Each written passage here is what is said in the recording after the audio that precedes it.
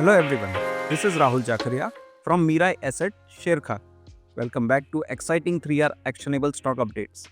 3R basically means right sector, right quality and right valuation.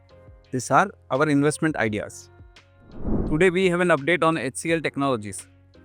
Our analyst maintains buy on HCL Tech with a price target of Rs 2,180 as we believe the company is well placed to maintain growth leadership given its diversified offerings across IT service and enterprise resource and development, coupled with strong execution and supported by improvement in demand triggered by the rate cut cycle.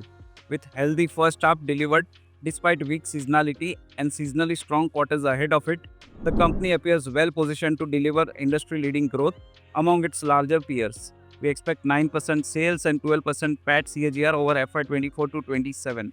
At current market price, the stock trades at 29.6 times its FY25, 26.6 times FY26 and 23.6 times FY27 estimated EPS.